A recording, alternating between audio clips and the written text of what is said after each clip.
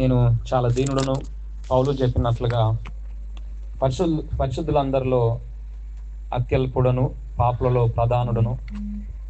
ఏ సువార్త చేతనైతే నేను రక్షించబడ్డానో అదే సువార్తకు ఒక బానిసను.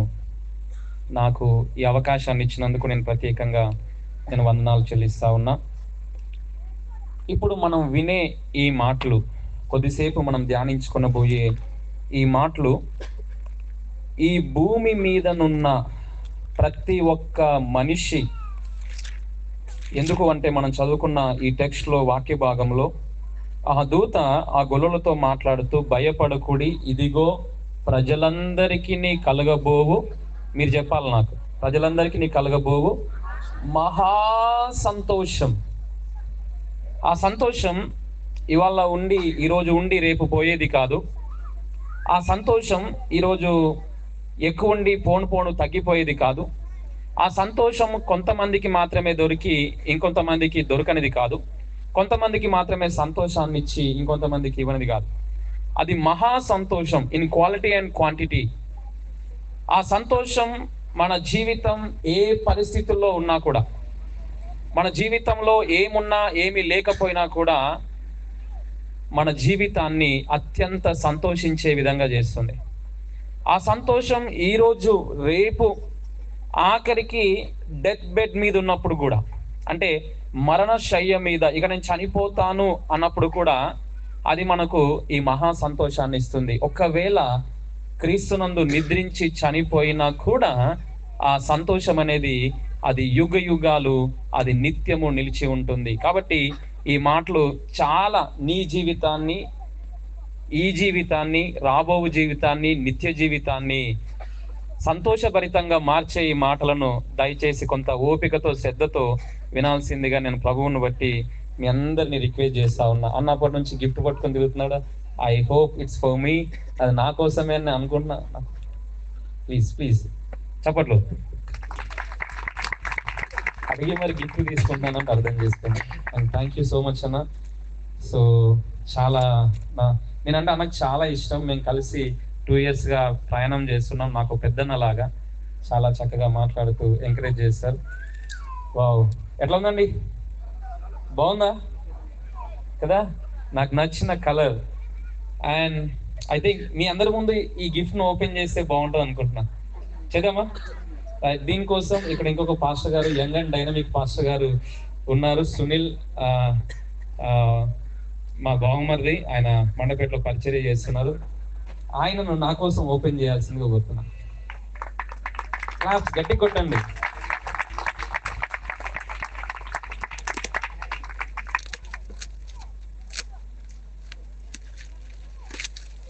ఏమిచ్చుంటాడు? నేనంటే చాలా ప్రేమ కదా. ఏమిచ్చుంటాడు అనుకుంటున్నారు? ఏమిచ్చుంటాడు? గెచ్చేయండి, ఏమిచ్చుంటాడు? వా, ఏదో బాక్స్ ఉన్నట్టుంది కదా. ఏముంది అందులో? ఏముంది? రే ఏంటన్నా ఇట్లా చేసినావు? ఇట్లా మీ ఊరికి పిలిచి నన్ను అవమానిస్తావా? నో నో నో, ఇది నేనే చేయమన్నాను. అట్లా ఏమనిపించింది మీకు? ఆ కవర్ చూస్తే ఎట్లా అనిపించింది? వావ్ అనిపించింది కదా. ఇందుకే కవర్ని ఏం చేశాడు? ఎంతో ఆకర్షణీయంగా ఉన్న కవర్ని పడేశాడు. దేనికోసం వెతికాడు పాస్టర్ గారు? ఇందులో ఏమైనా విలువైన వస్తువు ఉందా అని వెతికాడు. అవునా? ఏం లేకపోయేసరి ఏమైంది? డిసప్పాయింట్మెంట్. క్రిస్మస్ అనేది ప్రపంచంలో చాలా గ్రాండ్గా చేసుకునే పండుగ అండి. చాలా దేశాలు, కోట్ల మంది ప్రజలు చేసుకునే పండుగ. చాలా ఖర్చు పెట్టి మనం ఇక్కడే చూస్తూ ఉన్నాం, మన ప్రాంతంలో చూస్తూ ఉన్నాం, మన తెలుగు రాష్ట్రాల్లో చూస్తున్నాం, భారతదేశంలో చూస్తున్నాం. క్రైస్తవులుగా పిలువబడుతున్న వారు ప్రతి ఒక్కరు, చిన్న పిల్లలు మొదలుకొని పెద్దల వరకు. ఇంతకుముందు చిన్నపిల్లలు జింగిల్ బెల్స్ డ్యాన్స్ వేశారు కదా. ఎవరెవరు వేశారు jingle bells dance? Raise your hands. ఇక్కడ వీళ్ళేస్తా అంటే వెనక అక్కడ కూర్చున్న తాత ఏమంటున్నాడు తెలుసా? వాళ్ళది అయిపోయిన తర్వాత మందేరు అని ఇంకొక తాతకి చెప్తున్నాడు. వాళ్ళు కూడా వచ్చి డ్యాన్స్ చేస్తారని చూసిన, ఏం తాత వస్తావా? ఓకే. సో అంటే ప్రతి వయసు వాళ్ళు సంతోషంగా జరుపుకునే పండుగ. ఏమేం చేస్తాం ఈ క్రిస్మస్ సందర్భంగా? సంఘాలు ఏం చేస్తారు? సంఘాలు ఎంతో ఖర్చు చేసి చర్చ్ బిల్డింగ్లకి రంగులు వేస్తారు, అలంకరిస్తారు, లైటింగ్స్ చేస్తారు, సెమీ క్రిస్మస్ అరేంజ్ చేస్తారు, గ్రాండ్ క్రిస్మస్ అరేంజ్ చేస్తారు, యూత్ క్రిస్మస్ అరేంజ్ చేస్తారు, మెన్ క్రిస్మస్ చిన్న ఉమెన్ క్రిస్మస్ అరేంజ్ చేస్తారు, and candle light service arrange చేస్తారు. అలాగే క్రిస్మస్ కంటాట అంటే ఒక పూటంతా పాటలు పాడడం కూడా అరేంజ్ చేస్తారు. ఇంకా క్రైస్తవ కుటుంబాలు కూడా ఏం చేస్తారు, మనం ఏం చేస్తాం, క్రైస్తవ కుటుంబాలం కొంచెం ఖర్చు పెట్టాలనుకుంటాం, బట్టలు కొనుక్కోవాలనుకుంటాం, అండ్ ఇల్లులు కూడా అలంకరించుకోవాలనుకుంటాం, అండ్ పిల్లలకి ఏమన్నా గిఫ్ట్స్ ఇవ్వాలనుకుంటాం, ఇంకా రకరకాలుగా స్పౌజెస్కి, భర్తకు భర్త భార్యకి ఏమన్నా ఇస్తే బాగుండని చెప్పి ప్రయత్నాలు చేస్తూ ఉంటారు. నేను ఎక్కడికైనా ఒకటి గమనిస్తూ ఉన్నాను, నాకు పంపించిన దాంట్లో సంఘము, కాపరి ప్లస్ యూత్ అని కూడా ఉంది ఇన్విటేషన్లో. మిమ్మల్ని ఆహ్వానించేవారు ఎవరంటే సంఘము, కాపరి మరియు యూత్. క్రిస్టియన్ యూత్ ఏం చేస్తారు క్రిస్మస్కి? ఆ సౌండ్ ఏదో ఉంది కదా, అది బంద్ చేయండి కొంచెం. చాలా బాగుంది, ఇప్పుడు డీసెంట్గా ఉంది. క్రిస్టియన్ యూత్ ఏం చేస్తారండి? నేను మొన్న ఒక చోటికి పోయాను, వాళ్ళు డ్యాన్సులు వేశారు. బహుశా ఈ స్టేజ్ అయితే ఆగేది కాదేమో. చాలా 20 పాటలకి డ్యాన్స్లు వేశారు, చాలా చేశారు. అండ్ నేను ఒకటి బాగా గమనిస్తూ ఉన్నాను ఏంటంటే, పెద్ద పెద్ద స్టార్స్ తయారు చేసి, నక్షత్రాలను తయారు చేసి చర్చ్ హాల్ ముంగట్లో కానీ, లేకుంటే వీధిలో ముంగట్లో కానీ, గ్రామాల మధ్యలో కానీ నేను చాలా గమనిస్తూ వస్తూ ఉన్నాను. క్రిస్టియన్ యూత్ అలా చేస్తారు. అయితే ఇవన్నీ కూడా ఎలాంటివంటే, ఇవన్నీ కూడా మనం చేసే ఇవన్నీ కూడా ఇదిగో ఈ పడేసే పేపర్ లాంటివే. నేను కూడా అవన్నీ చాలా చేశాను, కొన్ని చేస్తున్నాను. కానీ అవన్నీ కూడా ఎలాంటివి అండి? ఆకర్షణీయమైనయే, మనకు చాలా హ్యాపీ, మనము ఈ క్రిస్మస్ సీజన్లో మనం సంతోషించేవి. కానీ ఇవన్నీ కూడా ఒక గిఫ్ట్ పేపర్ లాంటివి, పడేసే గిఫ్ట్ పేపర్ లాంటివి. కానీ అస్సలైన విలువైన విషయం క్రిస్మస్లో మనకు ఒకటి ఉంది. ఆ విలువైనది ఎల్లప్పుడూ కూడా మనం పోగొట్టుకోకుండా, పొందుకోకపోతే పొందుకునేలా మనం చూసుకోవాలి. ఈ పైన వాటితో ఏ మాత్రం కూడా మనం సంతృప్తి చెందకూడదు. ఒకవేళ అట్లా కనుక చేసినాం అనుకోండి, కేవలం ఇవే చేసినాం.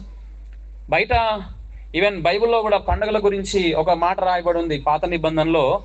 వారు ఎందుకు పండుగలు చేసుకున్నారంట ఐగుప్తీయులు? వారిని ఇశ్రాయేలీయులు ఎందుకు అనుకరించారు, ఎందుకు వాళ్ళకులాగా వీళ్ళు పండుగలు చేసుకున్నారట అంటే, వాళ్ళు తినుటకును, తాగుటకును, లేచి ఆడుటకును పండుగలు చేసుకున్నారంట. దేనికోసం చేసుకున్నారంటండి? తినుట, తాగుట, లేచి ఆడుట. సో మనం అలా చేస్తే అసలైన విలువైన విషయాన్ని మన జీవితంలో పొందుకోము. అదేమాత్రం తెలివైన విషయం కాదు. కాబట్టి ఈరోజు మన వాక్యంలో బైబిల్ గ్రంథం యొక్క వెలుగులో 66 పుస్తకాలు ప్రకటించే ఒక విలువైన విషయాన్ని ఈరోజు మనం ధ్యానం చేద్దాం. ఆ విలువైన విషయం ఏమిటి? ఆ విలువైన విషయాన్ని మనం ఎలా పొందుకుంటాం? ఆ విలువైన విషయాన్ని సొంతం చేసుకున్న వాళ్ళు ప్రతిరోజు వారి జీవితంలో ఆ విలువైన ఆ విషయమును ఎట్లా అనుభవిస్తారు, ఎట్లా ఆస్వాదిస్తారు, ఆ విలువైన విషయాన్ని ఇతరులకు ఎలా అందిస్తారు, ఈ కొద్ది విషయాలు మనం ఆలోచన చేద్దాం. మనం చదువుకున్న ఈ భాగంలో లూకా సువార్త 2వ అధ్యాయంలో ఆ విలువైన విషయం గురించి దూత గొల్లలకు చెప్తా ఉన్నాడు. ఆ గొల్లలు అక్కడ చలి కాచుకుంటున్నారు, మందను కాచుకుంటున్నారు. సడన్ గా దూత ప్రత్యక్షం అయ్యాడు.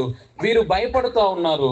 ఆయన వచ్చి, ఆ దూత వచ్చి, భయపడకుడి, ఇదిగో ప్రజలందరికీ కలగబోవు మహా సంతోషకరమైన సువర్తమానము నేను మీకు తెలియచేయుచున్నాను. ఏం చెప్తున్నాడండి? ఒక సంతోషం, మహా సంతోషకరమైన సువార్త, గుడ్ న్యూస్. సువార్త అంటే ఏంటండి? గుడ్ న్యూస్ నేను మీకు తెలియజేస్తున్నా. ఏంటా గుడ్ న్యూస్? ఏంటా గుడ్ న్యూస్? ఆ గుడ్ న్యూస్ అంటే విషయం చెప్పాల్సింది పోయి ఆ గుడ్ న్యూస్ గా ఒక వ్యక్తిని పరిచయం చేస్తున్నాడు. ఏంటంట? దావీదు పట్టణమందు నేడు మీ కొరకు రక్షకుడు మీ కొరకు పుట్టి ఉన్నాడు, ఈయన ప్రభువైన క్రీస్తు. గుడ్ న్యూస్ చెప్పాల్సింది పోయి ఒక వ్యక్తిని పరిచయం చేస్తున్నాడు. ఒక వ్యక్తి మీకోసం రక్షకుడిగా ఈ లోకంలో పుట్టి ఉన్నాడు. ఆయన ఎవరో కాదు, ఆయన ప్రభువును, దేవాతి దేవుడైన క్రీస్తు అని చెప్పి ఆయన వారికి తెలియజేస్తా ఉన్నాడు. సో వాక్య సారాంశంలో మనం గ్రహించాల్సిన విషయం ఏమిటంటే, క్రిస్మస్ సందర్భంగా దేవుడు మనకిచ్చిన విలువైన బహుమానం మనం నిర్లక్ష్యం చేయండి, మనం పొందుకోకుండా విడిచిపెట్టకూడని బహుమానం, విలువైన విషయం ఏదైనా ఉంది అంటే మన కోసం రక్షకుడిగా ఈ లోకంలో జన్మించిన యేసు క్రీస్తుని. బంగారానికి విలువ ఉంటుంది, వెండికి విలువ ఉంటుంది, భూములకు విలువ ఉంటుంది, పెద్ద పెద్ద భవంతులకు విలువ ఉంటుంది, బండ్లకు విలువ ఉంటుంది, కార్లకు విలువ ఉంటుంది. వాటిలో ఈ లోకం విలువను వెతుక్కుంటుంది, వజ్రాలలో, పేరులో, పదవిలో విలువను వెతుక్కుంటుంది. కానీ ఈ యేసుక్రీస్తు ఇచ్చే విలువ వాటన్నిటికంటే చాలా చాలా చాలా గొప్పది. ఈ లోకంలో మనం చాలాసార్లు మోసపోతూ ఉంటాం. మొదటి యోహాను ఆ వృద్ధుడైన యోహాను ఆ సంఘానికి రాస్తూ ఒక మాట అన్నాడు, లోకంలో ఉన్నదంతా ఏంటంట? శరీరాశ, నేత్రాశ, జీవబుడంబము. ఇవి తండ్రి వలన పుట్టినవి కావు, ఇవి లోక సంబంధమైనవి. ఇవన్నీ ఏమైపోతాయి? గతించిపోతాయి. కానీ తండ్రి చిత్తము నెరవేర్చువారు నిరంతరము నిలుస్తారు. సో ఈ లోక సంబంధమైన విలువైన విషయాలు, ఈవెన్ యేసు ప్రభు ఈ లోకంలో ఉన్నప్పుడు స్వయంగా సాతాను ఆదికాండం 3వ అధ్యాయంలో హవ్వను, ఆదామును శోధించినట్టు మత్తయి సువార్త 4వ అధ్యాయంలో యేసుక్రీస్తును అదే శరీరాశ, అదే నేత్రాశ, అదే జీవబుడంబముతో శోధించి ఈ లోక మహిమనికి ఇస్తాను అన్నాడు. కానీ యేసుక్రీస్తు వాటిని విలువైన వాటిగా ఎంచాడా అండి? యేసుక్రీస్తు విలువైన వాటికి ఎంచాడా? శరీరాశ, నేత్రాశ, జీవబుడంబమును రొట్టెలుగా చేసుకొని తిన్నాడా? ఆ పైనుంచి దూకాడా? లోక మహిమ కోసం సాతాను కాళ్ళకు మొక్కాడా? సో దయచేసి మిస్అండర్స్టాండ్ చేసుకోవద్దు. నీ జీవితంలో అత్యంత విలువైన విషయం ఈనాడు లోకము నిర్వచించేది కాదు, ఈనాడు చాలా మంది ప్రసంగికులు నిర్వచిస్తున్నారు. నిజమైన నీ జీవితానికి అవసరమైన మహా సంతోషకరమైన విషయం అవి ఏవి కూడా కాదు. ఏమని నిర్వచిస్తున్నారు? ఈ లోకం ఏమని నిర్వచిస్తుంది? ఈనాటి చాలా మంది బోధకులు విలువైన విషయాన్ని ఏమని నిర్వచిస్తూ ఉన్నారు? నీకు ఆరోగ్యం కావాలా? నీకు ఆస్తులు కావాలా? నీకు భవిష్యత్తులు కావాలా? నీకు పెళ్ళిళ్ళు కావాలా? చాలా బాధాకరం అండి. యేసుక్రీస్తు ఆయన దానికోసమే ప్రత్యేకంగా ఈ లోకంలో పుట్టినట్టు, వీటి కోసం మాత్రమే యేసుక్రీస్తు ఈ లోకంలో పుట్టాడు. ఆయన వచ్చిందే ఇవన్నీ మనకి ఇవ్వడానికి. కాబట్టి ఆయన తెలుసుకోండి అని విలువ లేని విషయాలను విలువైన విషయాలుగా ఈనాడు లోకం నిర్వచిస్తుంది, అండ్ బాధాకరంగా సంఘం కూడా నిర్వచిస్తుంది. అది మనం చాలా బాధపడాల్సిన విషయం. యేసుక్రీస్తు ఒకవేళ అవన్నీ ఇవ్వాలనుకుంటే ఈ లోకానికి రావాల్సిన అవసరం లేదండి. యేసుక్రీస్తు అవన్నీ ఇవ్వాలనుకుంటే ఆయన శిలువ మీద మరణించి, ఆయన అంత హింసలు పడి మరణించి తిరిగి లేవాల్సిన అవసరం లేదండి. ఆయన చక్కగా మనతో పాటు అలాగే సజీవుడిగా వండుకుంటూ ఎవరైతే నమ్ముకున్నారో వాళ్ళందరికీ లోకాన్ని ఆయన ఇచ్చేవాడు. ఆయన చిత్తం అది కాదు. ఆయన ఇచ్చే విలువైన విషయం ఏమిటో అర్థం కావాలంటే ముందు యేసుక్రీస్తు ఎవరో మనకు స్పష్టంగా అర్థం కావాలి. ఆయన మనల్ని ఎలా చేసుకున్నాడు అర్థం కావాలి. ఆయన మనకు అత్యంత అవసరమైంది ఏంటి మనకు అర్థం కావాలి. అప్పుడే ఆయన ఇచ్చే విలువైన విషయం మనకు అర్థమవుతుంది. ఆయన దేన్ని విలువైనదిగా చూస్తున్నాడు, దాన్నే మనం విలువైనదిగా చూడాలి. ఆయన ఎవరండి? యేసుక్రీస్తు. బైబిల్ గ్రంథం అంతా ఏమని బోధిస్తుంది? మనం ఆదికాండం 1వ అధ్యాయంలో చూస్తాం, తండ్రి, కుమార, పరిశుద్ధాత్మ త్రియేక దేవుణ్ణి మనం గమనిస్తాం. అండ్ యెషయా 40:16లో మనం గమనిస్తాం ఆ విషయాన్ని. అండ్ కొలస్సీలో మనం చూస్తాం, రోమాలో మనం చూస్తాం, యోహాను సువార్తలో మనం చూస్తాం, హెబ్రీ పత్రికలో మనం చూస్తాం, గలతీ పత్రికలో మనం చూస్తాం. ఎవరండి యేసుక్రీస్తు? నేను మీకు రెఫరెన్సెస్ ఏమి ఇవ్వను, కానీ వీటి వెలుగులో, వాక్యం వెలుగులో ఆయన ఎవరో నేను మీకు తెలియజేస్తాను. తండ్రి, కుమార, పరిశుద్ధాత్మ త్రియేక దేవుడు. ఆయన సృష్టికర్త, ఆయన ద్వారా సమస్తం సృష్టించబడ్డాయని పౌలు కొలస్సీలో అంటాడు. ఆయన సంరక్షకుడు. ఆయన ఈ లోకంలో ఉన్న అందరి మీదను, మంచివారి మీదను, చెడ్డవారి మీద ఏం కురిపిస్తున్నాడు? వర్షమును కురిపిస్తున్నాడు, పోషిస్తున్నాడు. ఆయన సంరక్షకుడు. ఆయన ఈ సృష్టిని నిర్వహించువాడని పత్రికల్లో మనకు భక్తులు చెప్తా ఉన్నారు. ఆయన సర్వశక్తిమంతుడు, ఆయన సర్వ జ్ఞానవంతుడు, ఆయన సర్వవ్యాపి, ఆయన పరిశుద్ధుడు, ఆయన న్యాయవంతుడు, ఆయన నీతిమంతుడు, ఆయన ప్రేమామయుడు, ఆయన కృపామయుడు, ఆయన దీర్ఘశాంతుడు. ఆయన ఈ లోకంలో పుట్టి ఒక మనిషి మంచి పనులు చేసి, మంచి మాటలు మాట్లాడి, కొన్ని పుస్తకాలు రాసి, అప్పుడున్న వారిలో మంచోడు అనిపించుకొని, తర్వాత వారిలో మహాత్ముడు అనిపించుకొని, ఆ తర్వాత తరంలో దేవుడు అనిపించుకున్న దేవుడిగా తయారైన మనిషి ఆయన కాదు. ఆయన పురాతన కాలం మొదలుకొని శాశ్వత కాలం వరకు ఉన్న నిత్యుడైన దేవుడు ఆయన. ఆయన కనుదృష్టి దుష్టత్వమును సహించలేని నిష్కలంకుడు, పరిశుద్ధుడు ఆయన. ఆయన ఈ లోకం నిర్వచించే దేవుడు కాదు, ఆయన నిజమైన దేవుడు, లోకాన్ని సృష్టించిన దేవుడు. యేసు రక్తంలో కడగబడ్డాను, ఇప్పుడు నాకే కులం లేదు. కానీ అంతకు ముందు మా కుటుంబం, నేను చాలా చిన్న ఉన్నప్పుడు దేవుణ్ణి ద్వేషించే కుటుంబంలో నేనున్నా. దేవుని బిడ్డలను దూషించే కుటుంబంలో ఉన్నప్పుడు ఒకానొక డెస్పరేట్ సిచ్యువేషన్లో మా డాడీ ఆయన చర్చాల దగ్గరికి ప్రార్థన చేయించుకోవడానికి, ప్రాణాపాయ పరిస్థితుల్లో ప్రార్థన చేయించుకోవడానికి ఆయన ప్రమేయం లేకుండానే వెళ్ళాడు. ఎందుకంటే ఆయనకు పాము కాటేసింది, కట్ల పాము. మాది చాలా పల్లెటూరు.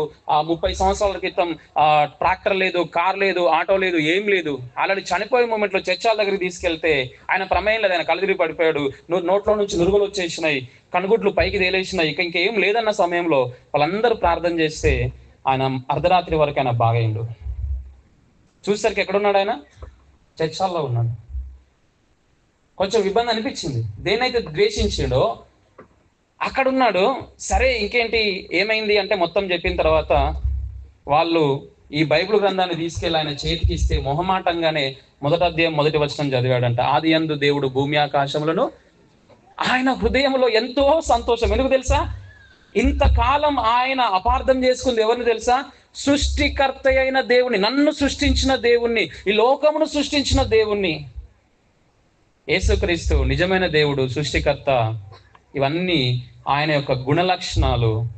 ఆయన మనల్ని ఎలా చేశాడు తెలుసా? నిన్ను నన్ను మనుషులను ఎలా చేశాడు తెలుసా? మనకి కాంపిటీటర్స్ ఉంటాయి ఈ లోకంలో. ఎట్లుండేది? మనుషులే కాంపిటీటర్స్. కానీ ఏమైనా జీవులు వేరే జంతువులు కాంపిటీటర్గా ఉంటే ఎట్లుండేది? మనకున్న తెలివి వేరే జంతువులకు ఉంటే ఎట్లుండేది? మనకున్నంత ఈ భాషా నైపుణ్యము, కమ్యూనికేషన్, ఈ టెక్నాలజీ వేరే జీవులకు ఉంటే మన పరిస్థితి ఏమైందండి? చచ్చిపోయేవాళ్ళం, చంపేసేవన్నీ మనల్ని. ఎందుకు అట్లా లేము? రాళ్ళున్నాయి, చెట్లున్నాయి, జంతువులు ఉన్నాయి, పక్షులు ఉన్నాయి, నీళ్ళలో ఉండే జలచరాలు ఉన్నాయి. మనకంటే ఎక్కువ కాలం బ్రతికే ఉన్నవి, మనకంటే బరువున్న జీవులు కూడా ఈ లోకంలో ఉన్నాయి. కానీ మనం మాత్రం ఎందుకు ఇంత ప్రత్యేకంగా ఉన్నాం? మనుషులమైన మనమే ఎందుకు ఇంత ప్రత్యేకంగా ఉన్నాం? మనిషికున్న ప్రత్యేకత ఏంటి మిగతా జీవులతో పోలిస్తే? మనిషికి జ్ఞానం ఉంది, ఆ జ్ఞానం చాలా ఉన్నతమైంది, అందులో 2% మాత్రమే వాడుతున్నాడు. అంటే ఎంత జ్ఞానం ఉంది? మనిషికి భాష ఉంది. ఈ జీవులైనా స్పష్టంగా మాట్లాడుకుంటాయండి? కూర్చొని ముచ్చట పెట్టుకుంటాయా? అక్కడ అలా జరిగింది, పోయిన సంవత్సరం ఇలా జరిగింది, వాళ్ళు ఇలా మాట్లాడుకుంటే జీవులైనా అరుస్తాయి. అది అరుస్తుంది కదా, అదేం చేస్తుంది?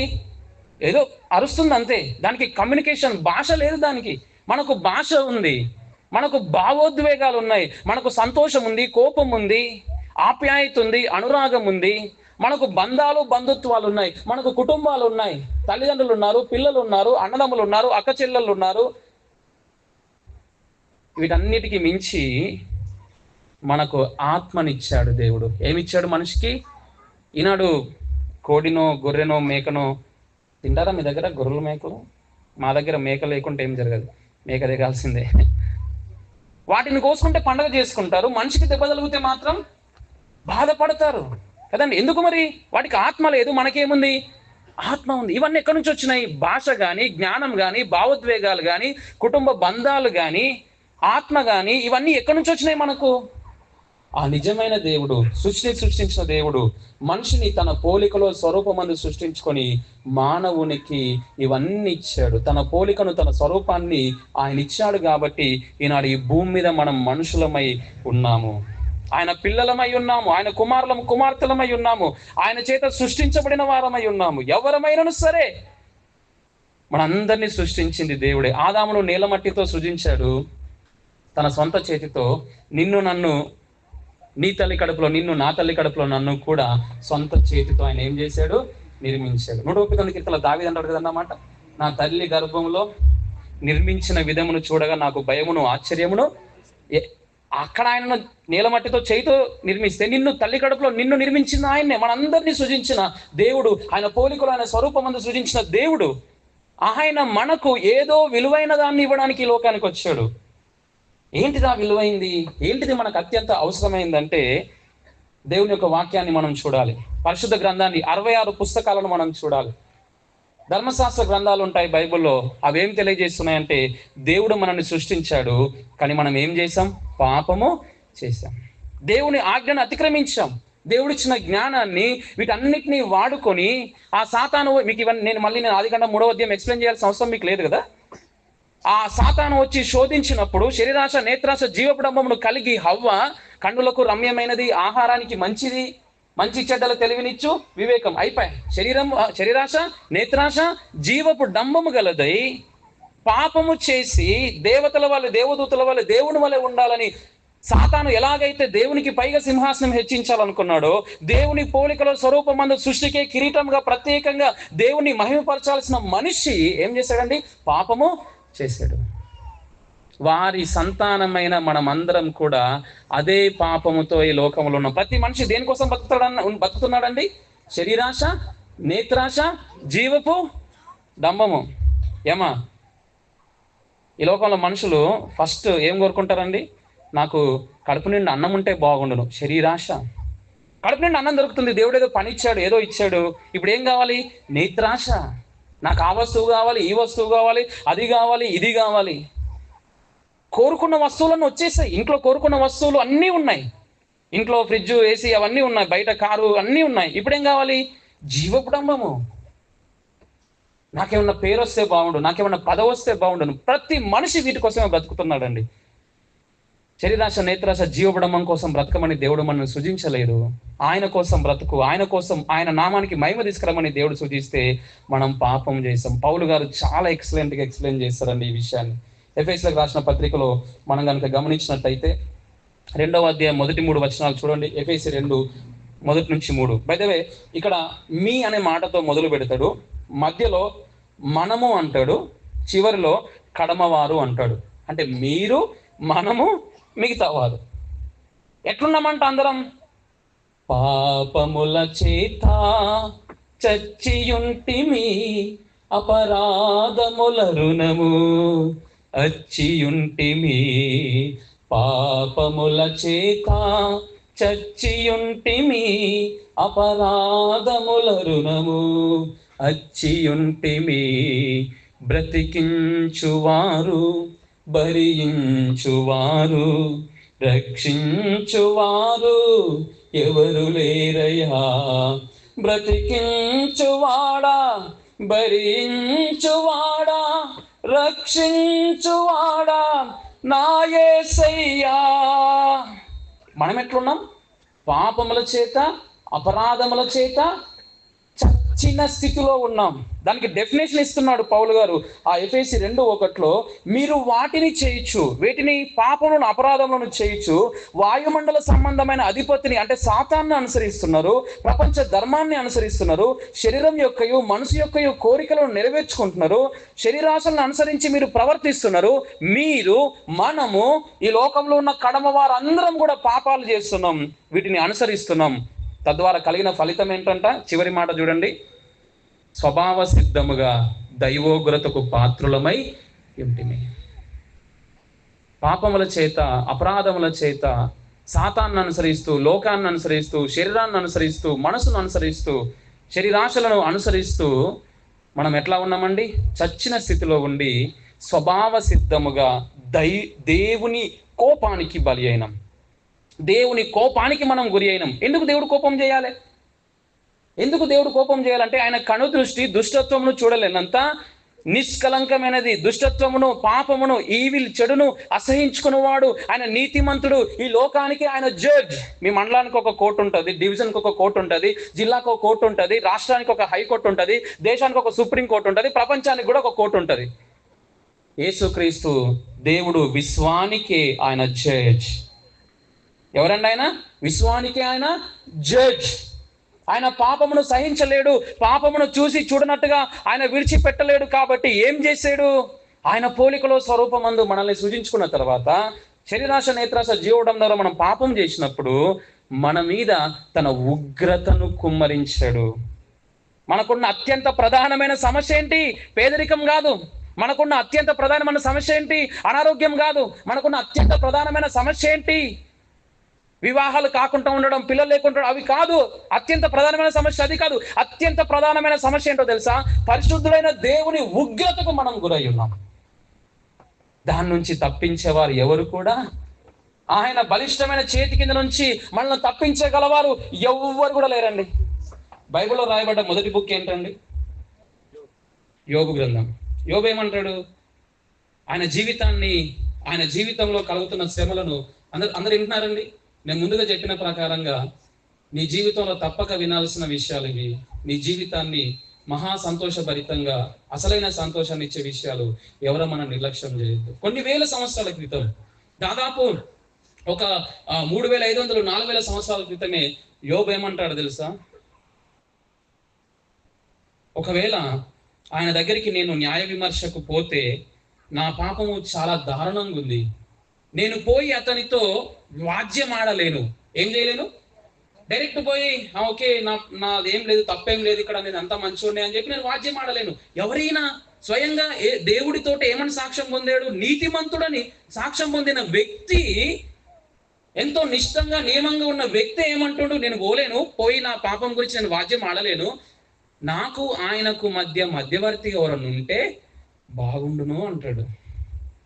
మీరు చదవండి, యోగ గ్రంథం చదవండి.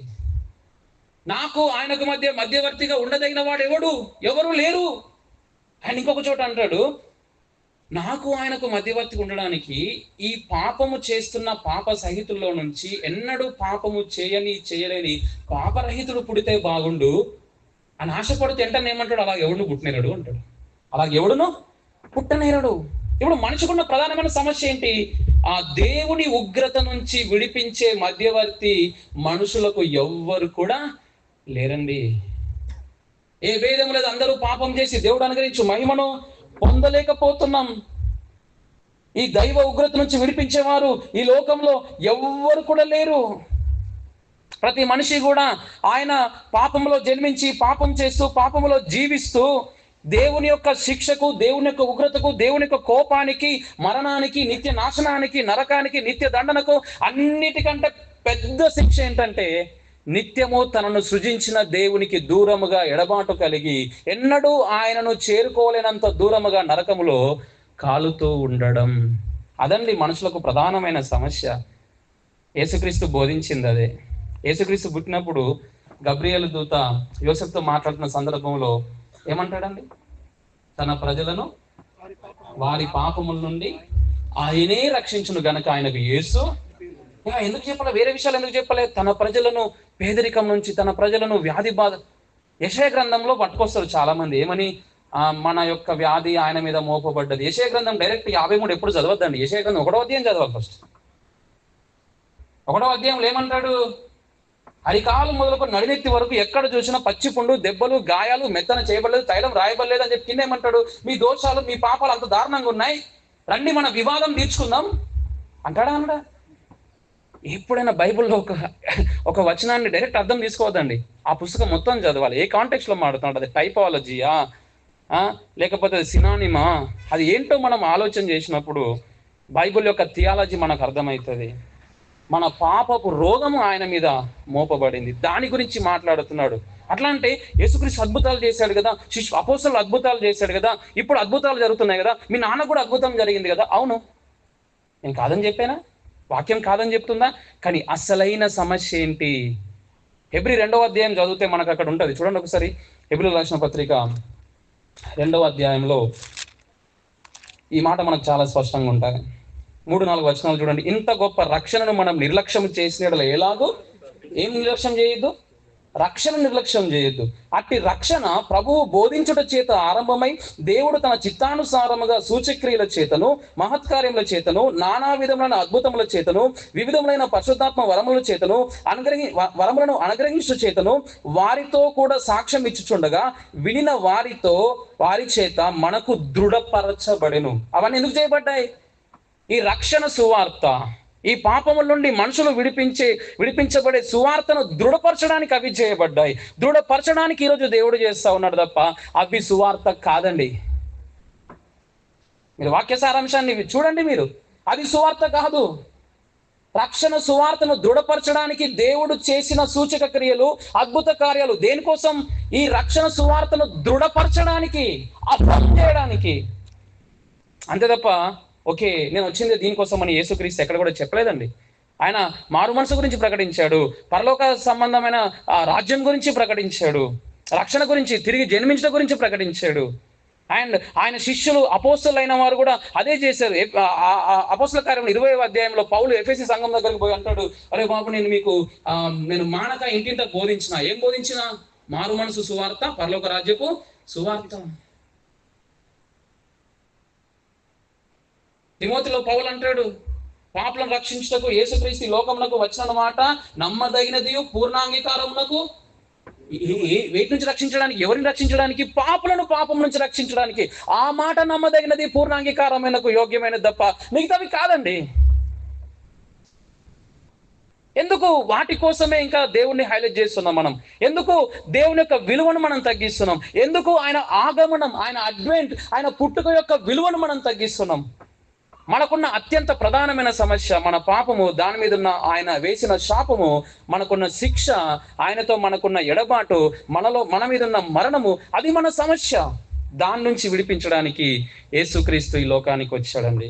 తన ప్రజలను వారి పాపముల నుండి ఆయనే తెలుగు బైబిల్ చాలా మధురంగా ఉంటుంది, కొన్ని చోట్ల చాలా చోట్ల మిస్టేక్స్ ఉన్నాయి, కొన్ని చోట్ల చాలా మధురంగా ఉంటుంది. ఆయనే రక్షించును కనుక ఆయనకు యేసు అని పేరు. ఇదిగో ప్రజలందరికీ కలగబో మహా సంతోషకరమైన సువార్త. మనం ఏంటి? దావీదు పట్టణమందు నేడు మీ కొరకు రక్షకుడు. ఎవరు పుట్టారు? సేవియర్. దేని నుంచి రక్షించడానికి? పాపము, దాని యొక్క శిక్ష నుంచి రక్షించడానికి ఆయన ఈ లోకంలో ఆయన జన్మించాడండి, శరీరమును ధరించాడు. అద్భుతం అండి, అద్భుతం అండి. ఏడవాలి, మనం తగ్గించుకోవాలి, నలగొట్టుకోవాలి. ఆ దేవాతి దేవుడు కలుగును గాక అంటే సృష్టి కలిగింది, కలుగును గాక అంటే జీవులు కలిగినాయి, కలుగును గాక అంటే వృక్ష జాతి కలిగింది, కలుగును గాక అంటే ఈనాడు పిల్లలు 1వ తరగతి నుంచి డిగ్రీ, పీజీ అక్కడ దాకా కూర్చొని కష్టపడి చెమటోడ్చి చదివే చదువులు ఆయన చేసినప్పుడు కలుగును గాక అంటే కలిగాయి. అంత జ్ఞానవంతుడు, అంత గొప్ప దేవుడు తన్ను తాను లిమిట్ చేసుకున్నాడు. దేనికి తెలుసా? ఫిలిప్పి 2లో మనం ఎప్పుడు చదువుతాం కదా, ఆయన సృజించిన మనుషుల స్వరూపంలోకి ఆయన వచ్చాడు. ఆ మనుషుల స్వరూపంలో కూడా దాసుని స్వరూపాన్ని ధరించాడు. అందులో కూడా తన్ను తాను, తన మహిమను విడిచిపెట్టి రిక్తునిగా చేసుకున్నాడు. అందులో కూడా తన్ను తాను ఎంత తగ్గించుకున్నాడంట? మరణం పొందినంతగా, అనగా శిలువ మరణం పొందినంతగా తన్ను తాను తగ్గించుకున్నాడు. దేవుడు శరీరాన్ని ధరించడం అంటే అది మాట్లాడుకుంటున్నారా? ఇన్ఫైనైట్ బీయింగ్, అనంతుడైన దేవుడు, స్వయంభవుడైన దేవుడు, సర్వశక్తిమంతుడు, సర్వవ్యాపి, సర్వోన్నతుడైన దేవుడు మరియ కడుపులో చిన్న నలుసుగా ఉండడం అది మామూలు విషయం అనుకుంటున్నారా? లూకా సువార్త 2వ అధ్యాయంలో మనం చూస్తాం, ఆయన తల్లి కడుపులో పిండంగా ఉంటాడు, డెలివరీ అయిన తర్వాత శిశువుగా ఉంటాడు, కొన్ని దినాలకు బాలుడుగా ఉంటాడు, తర్వాత బాలుడైన యేసుగా పిలువబడతాడు. ఇదే అధ్యాయం చివరి వచనంలో యేసుగా పిలువబడతాడు. చూసారు? ఎప్పుడైనా గమనించారా విషయం? అమ్మా, నిన్ను నన్ను పుట్టించిన దేవుడు, ఈ లోకంలో ఉన్న నిజమైన దేవుడు, ఏకైక దేవుడు, గొప్ప దేవుడు, నీ కోసం నా కోసం ఒక స్త్రీ కడుపులో కాలం పరిపూర్ణమైనప్పుడు ఆయన స్త్రీ యందు ఆయన ఒక నలుసులో పడ్డాడు. ఆయన సమయం వచ్చినప్పుడు ఈ చల్లటి చలిలో ఆయన స్థలమైనా లేదండి. ఎక్కడ పుట్టాడండి యేసు ప్రభు అని బైబిల్ అయితే చెప్పలేదు. మరి ఏమనుకోవద్దు, కొంచెం ఫనీగా చెప్తున్నా. బైబిల్ చెప్పిందా? ఏమని చెప్పింది బైబిల్? సత్రంలో వారికి ఆమె తన తొలిచూలు కుమారుని కనింది ముందు. సత్రంలో వారికి స్థలము లేనందున పశువుల తొట్టిలో, పశువుల పాకలో, అంటే ఏది ముందు జరిగింది? పుట్టడం ముందు జరిగిందా, పశువుల పాకల ముందు జరిగిందా? ఏమో నాకు తెలియదు, పూర్తిగా తెలియదు నాకు అంతా. I'm not sure. బట్ వాక్యం యొక్క ఆ డీటెయిల్స్ ని బట్టి ఏం చెప్పొచ్చు అంటే, ఇంకా not even he was Born in the manger. ఆయన పశువుల పాకలో కూడా పుట్టలేదండి, బహుశా రోడ్డు పక్కన పుట్టి ఉంటాడండి. ఏమవసరం? ఆయన ఎంత గొప్ప దేవుడు, ఎంత సర్వోన్నతుడు. ఆయన ఏంటి ఒక మాంసం ముద్ద కావడం ఏంటి? ఆ డెలివరీ అయినప్పుడు ఆయనకు చోటు లేకపోవడం ఏంటి? యాక్సిడెంటల్ గా అయింది అనుకుంటున్నారా? అట్లా జరిగింది లేదు, ఏదో అనుకోకుండా అట్లా అయింది లేదు. ఆయన సంకల్పము చొప్పుననే అది జరిగింది. ఎందుకు అలా పుట్టడం? ఇశ్రాయేలీలో డబ్బులు ఉన్నోళ్ళు పెద్ద పెద్ద గొర్రెలను, మేకలను అర్పిస్తే వీళ్ళు ఏమర్పించారు? 8వ దినమున సున్నతి చేసినప్పుడు పావురాన్ని అర్పించారు. ఎందుకు ఆ పేదరికం? ఎందుకు తల్లిదండ్రులకు లోబడి అన్ని సంవత్సరాలు జీవించాడు? ఎందుకు హెబ్రీ 4 ప్రకారంగా మన ప్రధాన యాజకుడు మన బలహీనతలందు సహానుభావం లేనివాడు కాడు, కానీ ఆయన మనవలే అన్ని విషయాల్లో శోధింపబడని. ఎందుకు శోధింపబడ్డాడు? ఎందుకు ఆయన హెబ్రీ పత్రిక ఇఫ్ ఐమ్ నాట్ మిస్టేకెన్ 4వ అధ్యాయంలో ఆయన శరీరముతో ఉన్న దినములలో మహారోదనముతోనూ కన్నీళ్లతోనూ తనను మరణం నుంచి రక్షించగలవానికి ప్రార్థనలో యాచనలు సమర్పించి భయభక్తులు గలవాడైనందున అంగీకరించబడింది. ఎందుకు ప్రార్థనలు యాచనలు సమర్పించాడు? ఎందుకు ఈ శరీరంతో ఈ లోకంలో ఉన్నాడు? ఎందుకు ఈ శరీరంతో అన్ని కష్టాలు పడ్డాడు? ఎందుకు యేసు ప్రభు ఎంత గొప్పవాడు, ఎంత గొప్ప ప్రార్థన పరుడు అంటే, అందరూ మంచిగా సంతోషంగా ఉన్నప్పుడు హీ విత్డ్రూ హిమ్సెల్ఫ్, మధ్యలో నుంచి లేచిపోయి ప్రార్థన చేసుకుంటాడు. అందరూ పడుకుంటున్నప్పుడు రాత్రంతా పోయి ప్రార్థన చేసుకుంటాడు. అందరూ మంచి నిద్రలో ఉన్నప్పుడు పెద్దల కడ లేచి ప్రార్థన చేసుకున్నాడు. ఎందుకు? ఎవరి కోసం? దేవుడే కదా. ఎందుకు ప్రార్థన చేసుకోవాలి? ఎందుకు తండ్రి మీద ఆధారపడాలి అంటే, ఆయన దైవశక్తిని దివ్యశక్తిని వాడకుండా ఇదే శరీరంతో ఆయన ఈ లోకంలో కష్టపడ్డాడు. అదే హెబ్రీ 4లో ఉంటది, శ్రమల వలన విధేయతను ఆయన నేర్చుకున్నాడు. ఈ శరీరం ధరించాడు, ఈ శరీరమును భరించాడు, ఈ శరీరంలో శ్రమలు పొందుకున్నాడు, ఈ శరీరంలో హింసలు పొందుకున్నాడు.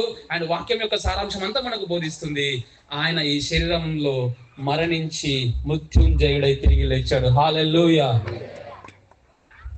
ఇది కదండి సువార్త.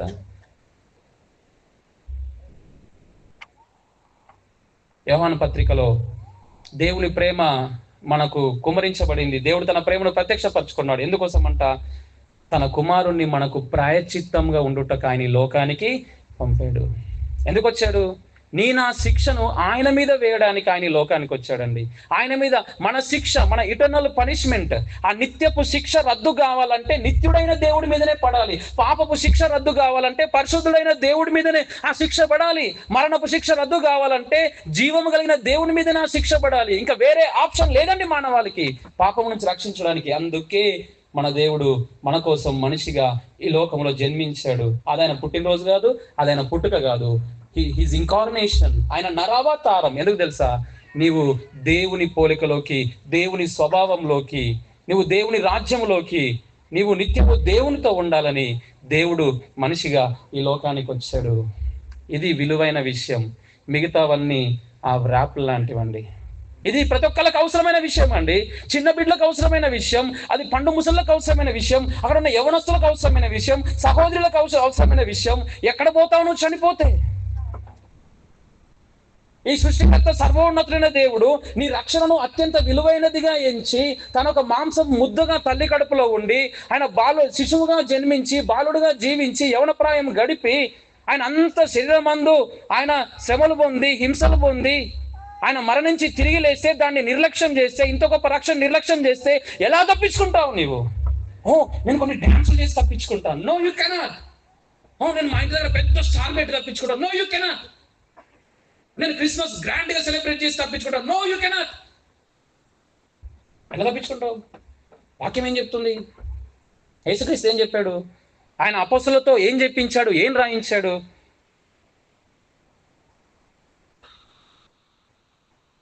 హెబ్రీయులకు రాసిన పత్రిక 11వ అధ్యాయం 6వ వచనం అందరికీ తెలుసండి. విశ్వాసము లేకుండా దేవునికి ఇష్టలై ఉండుట అసాధ్యము.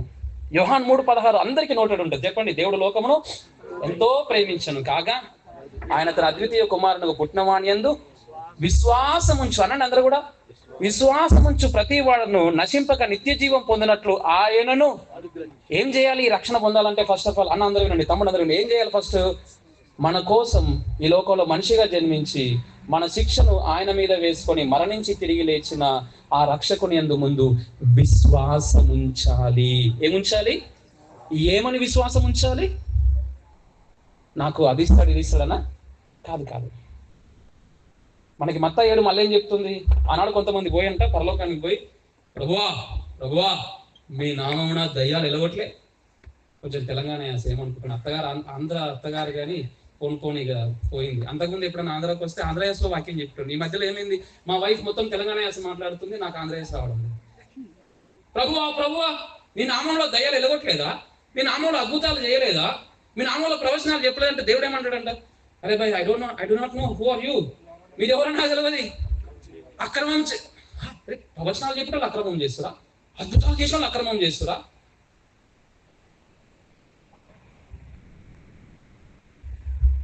దేన్ని నమ్మాలి నీవు? అద్భుతాలు, స్వస్థతలను, శరీర సంబంధమైన వాటిని, ఆత్మరక్షణను నమ్మాల్సింది. యేసుక్రీస్తు నీకోసం దేనికోసం పుట్టాడని నమ్మాలి. చాలా మంది ఆరాధనలు కూడా చాలా చాలా పైన పసలేనివిగా మీదగా ఉంటాయండి. దేనికోసం వచ్చాడు ఆయన? నువ్వు దేనికోసం నమ్మాలి? నిన్ను పాపము నుంచి రక్షించడానికి అని వచ్చాడు. నిన్ను పాపము నుంచి రక్షిస్తాడు. ఎందుకంటే నీ శిక్షను ఆయన మీద వేసుకున్నాడని నీవు నమ్మాలి. అదే నిజమైన విశ్వాసం. ఆ విశ్వాసం మాత్రమే రక్షిస్తుంది. నేను చాలా వచనాలు ఉన్నాయి, కానీ సమయాభావాన్ని బట్టి వాటన్నిటిని నేను చెప్పట్లేదు. కానీ ఈ విశ్వాసం ద్వారానే, కృప చేతనే, విశ్వాసం ద్వారానే మీరు రక్షించబడి ఉన్నారు అని ఎఫెసీ 2లో పౌలు గారు చెప్తారు. ఇది మీ క్రియల వలన కలిగినది కాదు, ఎవడును అతిశయపడ వీలు. ఆడి కాపాడా? చాలా మంది అక్కడి వరకే చదువుతారు. చదివి 10వ వచనం చదువు. 10వ వచనం ఏముంది? అయితే చదవండి. మనము వాటి యందు నడుచుకొనవలెనని దేవుడు ముందుగా సిద్ధపరిచిన సత్క్రియలు చేయుటకై మనము క్రీస్తు యేసునందు సృష్టింపబడిన వారమై ఆయన చేసిన పని అయి ఉన్నాం. క్రియల వల్ల రక్షణ కలగలేదు అంటాడు, కానీ దేవుడు ఎందుకు రక్షించుకున్నాడు నిన్ను? ముందుగా సిద్ధపరిచిన సత్క్రియలు చేయడానికి ఆయన చేతి పని అయి ఉన్నాము. We're his masterpiece. అమ్మ మంచిగా గమనించు. నీ జీవితం అత్యంత ప్రాముఖ్యమైన 2 విషయాలు. మొదటిది, నిన్ను తల్లి కడుపులో దేవుడు తన చేతితో నిన్ను నిర్మించాడు. రెండవ అత్యద్భుతమైన విషయం ఏంటంటే, నువ్వు యేసుక్రీస్తు రక్షణ సువార్త యందు గనుక విశ్వాసం ఉంచితే నిన్ను అపరాధముల చేత, పాపముల చేత చచ్చిన నిన్ను తన కుమారుని చేత తిరిగి బ్రతికించి నీకు నూతన జన్మను అనుగ్రహించి తన చేతి పనిగా, తన మాస్టర్ పీస్ గా ఆయన నిన్ను మరలా చేసుకుంటానని నీకు వాగ్దానం చేస్తా ఉన్నాడు.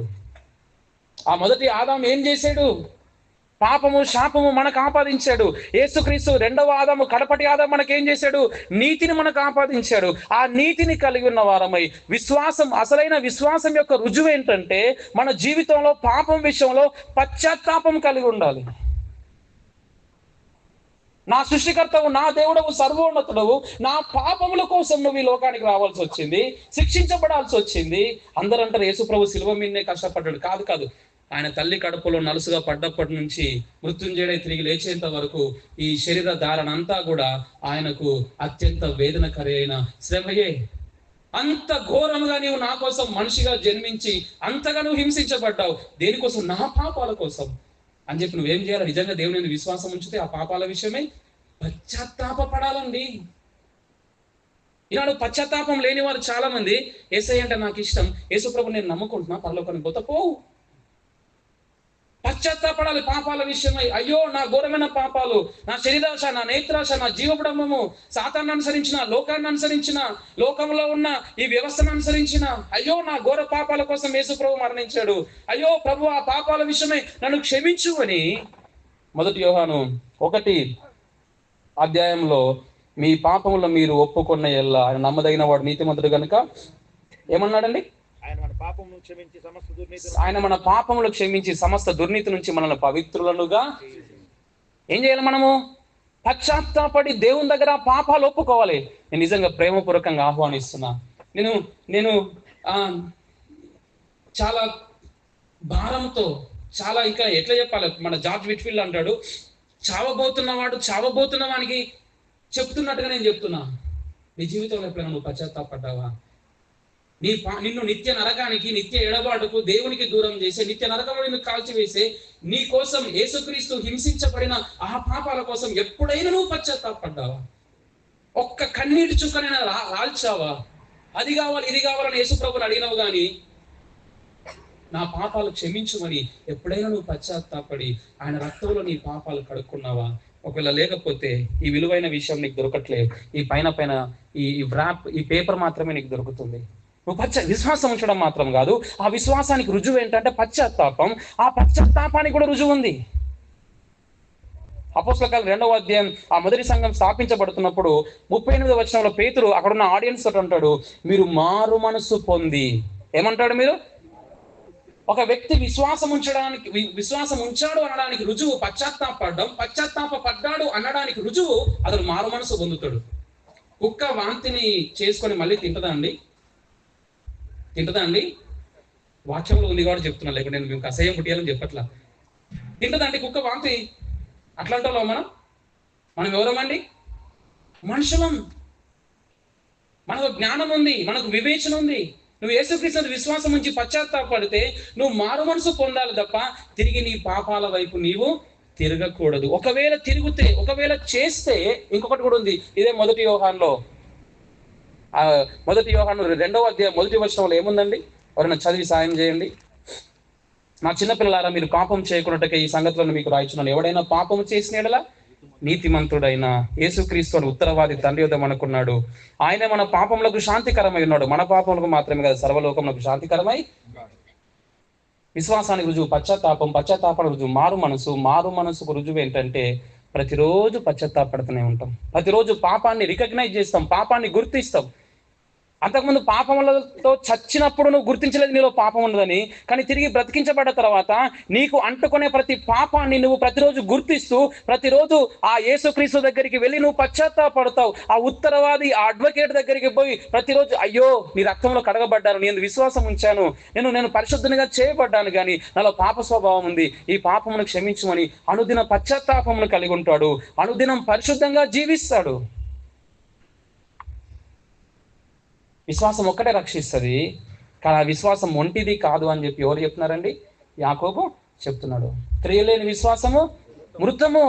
ఏంటి మరి విశ్వాసంతో ఏమేమి కావాలి అంటే, ఆ విశ్వాసం అనేది నీలో పశ్చాత్తాపాన్ని కలగజేస్తుంది, మారు మనసును కలగజేస్తుంది, అనుదిన పశ్చాత్తాపాన్ని కలగజేస్తుంది, ప్రతిరోజు పరిశుద్ధతను నీకు ఇస్తుంది.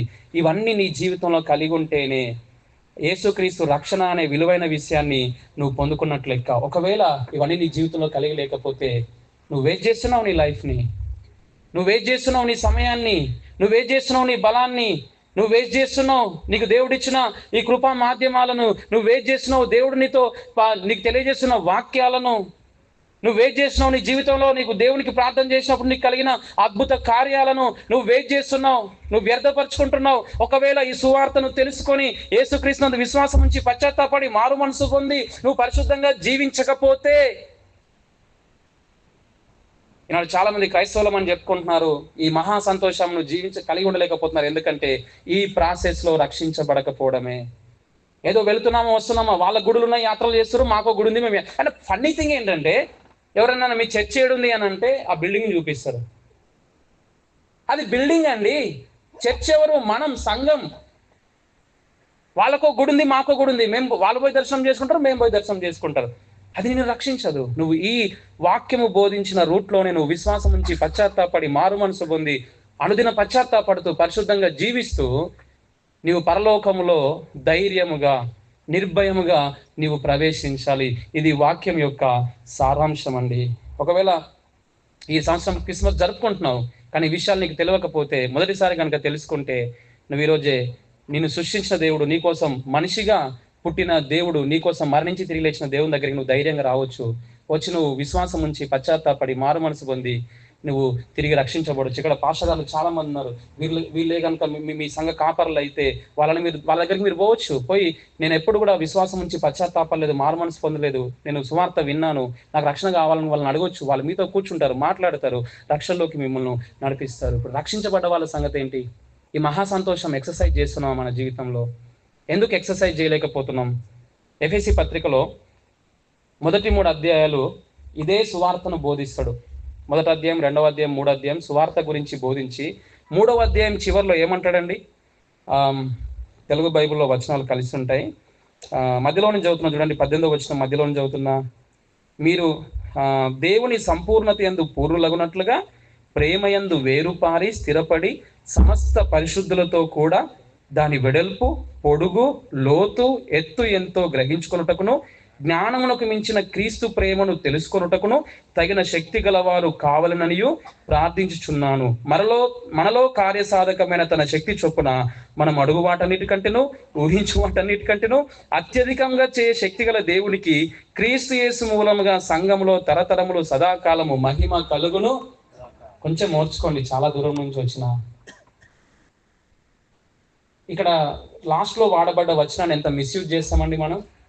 ఎవరన్నా ప్రార్థన చేయించుకోవడానికి వస్తే, పాస్టర్ గారు మాకు ఇది అవసరం ఉంది, మాకు ఒక బైక్ కావాలి, ప్రార్థన చేయండి అంటే, ప్రభువా నువ్వు అడుగు వాటన్నిటికంటే, నువ్వు ఊహించు వాటన్నిటికంటే నువ్వు అత్యధికంగా చేయగల శక్తి గల దేవుడు అని చెప్పి ఈ వచనాన్ని వాడతాం. ఆ వచనం ఆ సందర్భంలో రాయబడలేదే.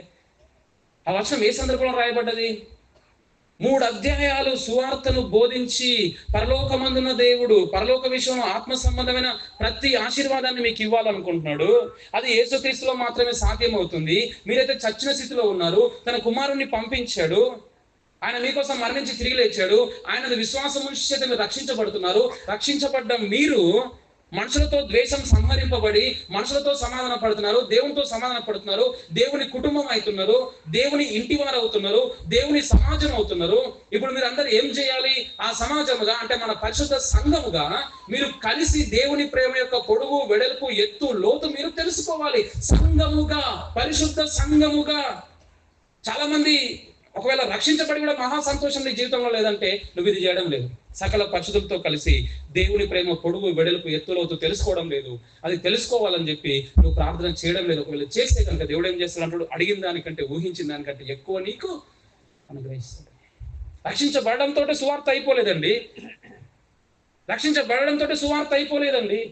రక్షించబడ్డ తర్వాత ప్రతిరోజు చనిపోయేంత వరకు, చనిపోయిన తర్వాత కూడా మనకు సువార్త అవసరం. యేసుక్రీస్తు రక్షణ సువార్త మనకు అవసరం. అందుకే పౌలు 4వ అధ్యాయంలో అంటాడు, మీరు మునుపటి వల్లే నడుచుకోవద్దు అని అంతరంగ జీవితం గురించి టచ్ చేస్తాడు.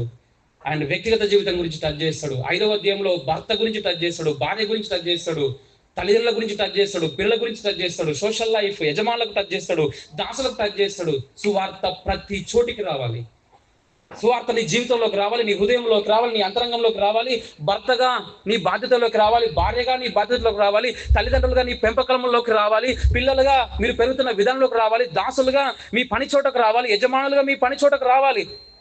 సంతోషం ఎందుకు లేదు? మహా సంతోషం ఎందుకు లేదంటే ఏ సువార్త చేత రక్షించబడ్డామో ఆ సువార్తకు తగినట్లుగా మనం ఏం చేయడం లేదండి, నడుచుకోవడం లేదు. పరలోకం కంటే గొప్ప ఆశీర్వాదం ఒకటి ఉంది మీకు తెలుసా? పరలోకం కంటే చాలా గొప్ప విషయం ఒకటి ఉంది మీకు తెలుసా? వాక్యం మనకు బోధిస్తుంది. పేతురు చెప్తాడు అదే మాట, యాకోబు చెప్తాడు అదే మాట, పౌలు చెప్తాడు అదే మాట. ఏంటో తెలుసా? పరలోకం కంటే గొప్ప విషయం ఏంటమ్మా చెప్తారా ఎవరన్నా? పరలోకం కంటే గొప్ప విషయం ఏంటంటే అది వినడానికి దైవ దూషణ లెక్కుంటది, కానీ దేవుడు మన నుంచి అది కోరుకుంటున్నాడు. ఏంటో తెలుసా?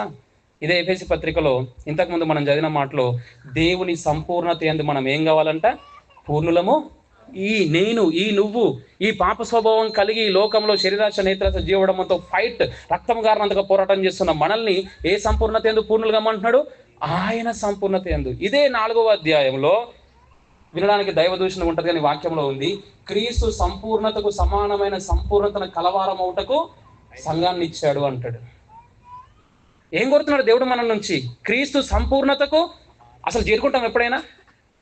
ఆయన తెలియదా మనం చేరుకోమని? అయినా కూడా దాన్ని మనకు మార్కు పెడుతుండు. అదే 15వ వచనంలో ఏమంటాడు? క్రీస్తు వలె అన్ని విషయాల్లో ఉండండి అంటాడు. ఇదే 5వ అధ్యాయం 1వ వచనంలో ఏమంటాడు? కావున మీరు ప్రియులైన పిల్లల వలె దేవుని పోలి. క్రైస్తవ లోకమా, సువార్తను క్లెయిమ్ చేస్తూ నేను రక్షించబడ్డాను అంటున్నావా? నీ నుంచి దేవుడు ఏం కోరుతున్నాడు? దేవుని సంపూర్ణత ఎందుకు పూర్ణులు కావాలి, నీవు పూర్ణురాలువు కావాలి. నీవు క్రీస్తు సంపూర్ణతకు సమానమైన సంపూర్ణతను సంపాదించాలి. అన్ని విషయాలను క్రీస్తు వలె జీవించాలి. ప్రియులైన పిల్లల వలె దేవుని పోలి నడుచుకోవాలి. అలా చేయకుండా ఇవన్నీ చేస్తే ఆ పేపర్ గతే మన గత అవుతుందండి. మన జీవితం, మన కుటుంబం, మన బాధ్యతలు, మన పెంపకం, మన పని, అన్ని విషయాల్లో సువార్తకు తగినట్లుగా మనము జీవించాలి. ఈనాడు క్రైస్తవ్యం అపహాస్యం చేయబడుతుందండి. ఈనాడు ఫోన్లు ఓపెన్ చేస్తే, ఫేస్బుక్లు ఓపెన్ చేస్తే, యూట్యూబ్లు, ట్విట్టర్లు ఓపెన్ చేస్తే అవాకులు చెవాకులు వెళ్తున్నాయి. ఎందుకు తెలుసా? ఈ నిజమైన సువార్తను విశ్వాసం ఉంచక, ఈ నిజమైన సువార్త ప్రకారము జీవించక, వాక్య సారాంశం తెలియక, చివరిలో 66 పుస్తకాలు ఏం చెప్తున్నాయో చెప్పిన ముగిసి 66 పుస్తకాలు ఏం చెప్తున్నాయి? ముందు నేను మొదలుపెట్టిన, మధ్యలో నేను ఆపేసిన.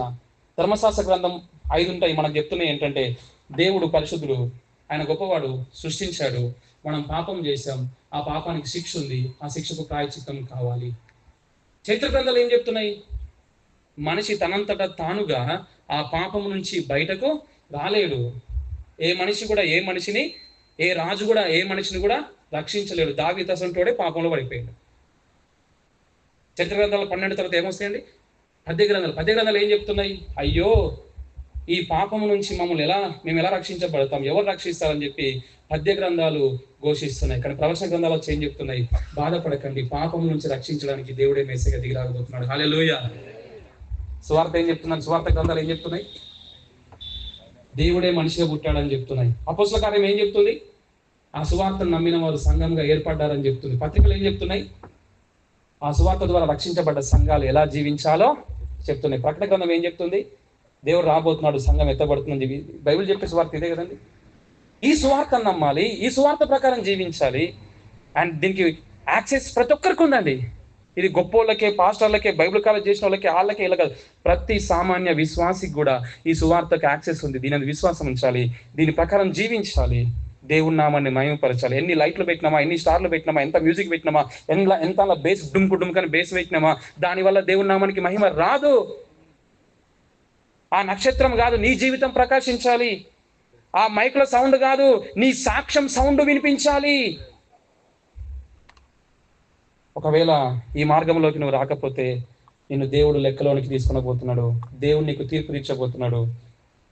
ఆయన ముందే పరిశుద్ధుడు, పాపమును సహించడు. అంటే ఆ పాపము యొక్క శిక్షను తన మీద వేసుకోవడానికి లోకంలో ఆయన మనిషిగా జన్మించి ఇంత చేసిన తర్వాత, నీకోసం ఇంత చేసిన తర్వాత నువ్వు ఆ సువార్తను విశ్వాసం నుంచి పశ్చాత్తాపడి మారు మనసు పొంది రక్షించబడకపోతే విడిచిపెడతాడు అని అనుకుంటున్నావా? నాకు గొప్ప సాక్ష్యం ఉంది, దేవుడు ఘోరమైన అనారోగ్యం నుంచి తప్పించాడు కాబట్టి నేను విడిచిపెడతాడు అనుకుంటున్నావా?